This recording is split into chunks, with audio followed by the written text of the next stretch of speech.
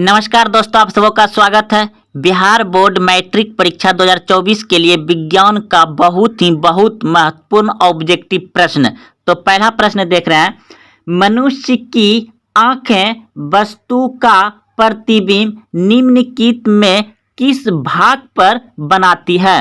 मनुष्य की आंखें वस्तु का प्रतिबिंब निम्नलिखित में किस भाग पर बनाती है? तो ऑप्शन नंबर डी सही है, रेटिना पर बनाती है। अगला प्रश्न है, मानव नेत्र की पुतली के आकार को नियंत्रित करने वाला होता है।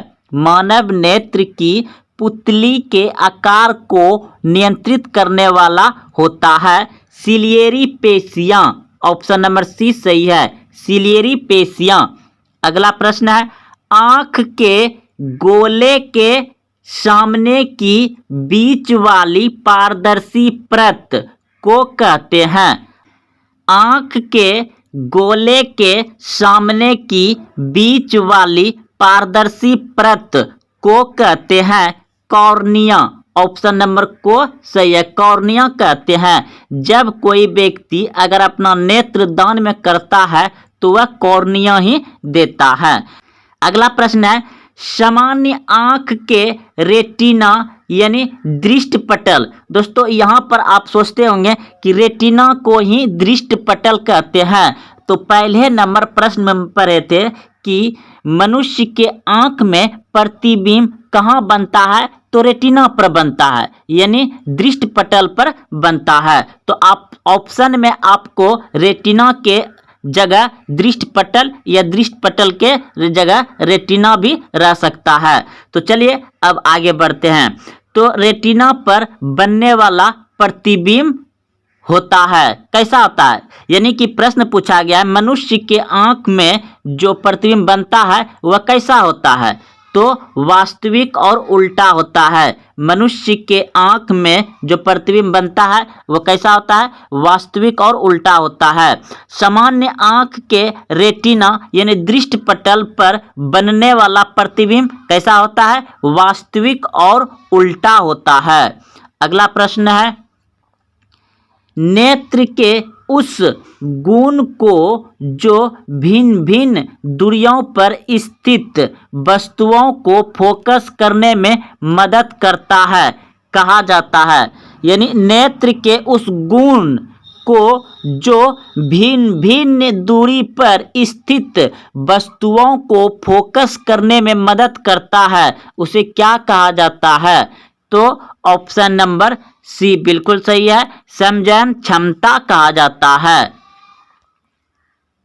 अगला प्रश्न है, मानव नेत्र के रेटिना में शंकुरूपी सेल प्रतिक्रिया दिखते हैं। मानव नेत्र के रेटिना में शंकुरूपी सेल प्रतिक्रिया दिखते हैं। तो ऑप्शन नंबर खो बिल्कुल सही है, प्रकाश के वर्ण की। अगला प्रश्न है, निकट दृष्टि वाले मनुष्य के चश्मे में होता है। निकट दृष्टि वाले मनुष्य के चश्मे में होता है तो अप्तल लेंस होता है जिसको निकट दृष्टि दोष होता है, तो उसे उसके चश्मे में अप्तल लेंस होता है। अगला प्रश्न है, दूर दृष्टि वाले आंख साफ साफ देख सकती है। दूर दृष्टि वाली आंख साफ साफ देख सकती है तो दूर की वस्तुओं को साफ साफ देख सकती है। जिसे दूर दृष्टि दोष है वह दूर की वस्तु को साफ साफ देख सकती है। जिसे निकट दृष्टि दोष है वह निकट की वस्तु को साफ साफ देख सकती है। अगला प्रश्न है, दूर दृष्टि दोष दूर करने के लिए चश्मे में प्रयोग किया जाता है। दूर दृष्टि दोष दूर करने के लिए चश्मे में प्रयोग किया जाता है तो उत्तल लेंस। दूर दृष्टि दोष के लिए उत्तल लेंस और नज़दीक के लिए अवतल लेंस। नज़दीक के लिए अवतल लेंस और दूर दृष्टि दोष के लिए उत्तल लेंस। अगला प्रश्न है, सामान्य आँख के लिए स्पष्ट स्पष्ट दृष्टि की न्यूनतम दूरी होती है? सामान्य आंख के लिए स्पष्ट दृष्टि की न्यूनतम दूरी होती है 25 सेंटीमीटर, और अगर पूछ दिया जाए कि अधिकतम कितना होता है तो अनंत। अगला प्रश्न है, जरा दृष्टि दोष को दूर करने के लिए काम में लाया गया लेंस होता है? जरा दृष्टि दोष में द्विफोकसीय लेंस का प्रयोग किया जाता है, द्विफोकसीय। अगला प्रश्न है, किस दृष्टि दोष के निवारण के लिए अपतल लेंस का प्रयोग किया जाता है? तो अपतल लेंस का प्रयोग किया जाता है निकट दृष्टि दोष के लिए। निकट दृष्टि दोष के लिए किया जाता है अपतल लेंस, और जरा दृष्टि दोष के लिए द्विफोकसीय लेंस का प्रयोग किया जाता है। और दीर्घ दृष्टि के लिए कौन सा किया जाता है? उत्तल लेंस का प्रयोग किया जाता है। निकट के लिए अपतल और दूर दृष्टि के लिए उत्तल प्रयोग किया जाता है, और इसके लिए फोकसीय किया जाता है। विद्युत धारा की प्रबलता का एसआई मात्रक है? विद्युत धारा की प्रबलता का एसआई मात्रक है तो ऑप्शन नंबर ए बिल्कुल सही है, एम्पियर। विद्युत धारा की प्रबलता का एसआई मात्रक क्या होता है? एम्पियर होता है। अगला प्रश्न है, धारा मापने के यंत्र को कहते हैं? धारा मापने के यंत्र को कहते हैं एमीटर। एमीटर कहते हैं धारा मापने के यंत्र को, और विद्युत धारा की प्रबलता का एसआई मात्रक होता है एम्पियर। अगला प्रश्न है, विशिष्ट प्रतिरोध का एसआई मात्रक होता है? विशिष्ट प्रतिरोध का एसआई मात्रक होता है ओममीटर। ऑप्शन नंबर को सही है, ओममीटर।